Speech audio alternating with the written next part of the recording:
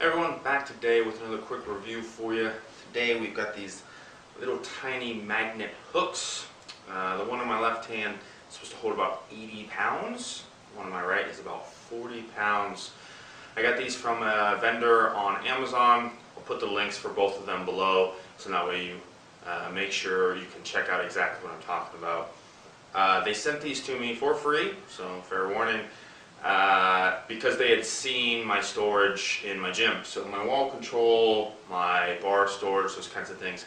They thought that maybe I could put these to use, come up with some unique ideas, that kind of thing, share it with the community at large. So I'm going to be putting these through some basic load testing, so we'll see how they actually hold when you're talking about like powder coated material. So there'll be a difference between horizontally, so when it's kind of sticking out like this, as opposed to vertically, so I'll also test it like that. That'll give us an idea, so I'll test that for both of them to see how much you can actually expect these hooks to hold, and then I'll come up with a few other maybe semi-unique ideas to see how they work throughout the gym. Because they're just hooks, I'm not really looking to test their longevity or anything like that. However, I'll do a couple of durability tests. I'll probably drop a few things on them, that kind of thing. So, here we go. Alright, so we've got our first load test here. So, this guy plus this weighs just under 6 pounds, 5.8. We've got our hooks up and under, so they're on what we'll call vertically. So we got our 40-pound hook here, our 80-pound hook here. I've got my 10-pound plates. I'm just going to add those on and see how we do.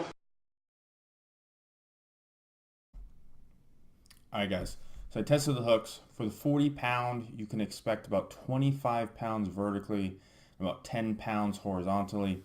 For the 80-pound, you can expect about 45 pounds vertically and about 15 pounds horizontally.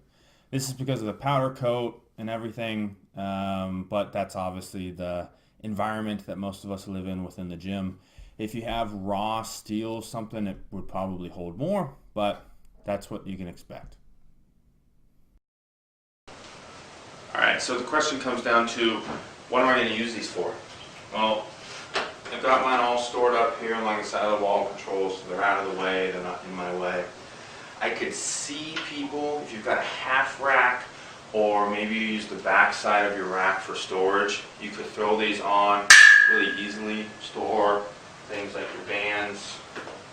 So you could hook up a handful of bands on there, or maybe you wanted to store a belt on one, same thing. It could go up here really easily. Belt slides in. So there's a lot of easy storage applications on your rack, assuming you're not trying to store anything too heavy duty. You can, because we know the weight limit of these guys exceeds a chain, as long as it's vertical. You could hang some chains from your rack, say you've got a 6-post or something like that, vertically with either of these as well. So again, good option for storage as opposed to some of the more expensive options, especially the stuff that comes directly from Rogue. It's going to look clean, it's not permanent, you can move it around in different areas that you want. If you've got wall control, like I do, as you can see it sticks here pretty well, you could move it in different spots on the wall.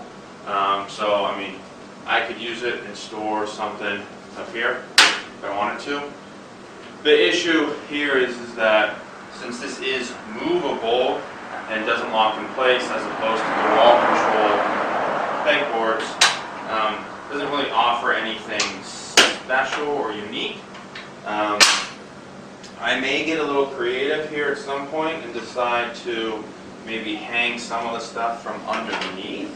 So like for instance, I've got my belt squat belt here. I could go like this, throw this under, and then store it down. And then now I've got a little bit of extra space to put something here. So I may play around with that, see how that works out.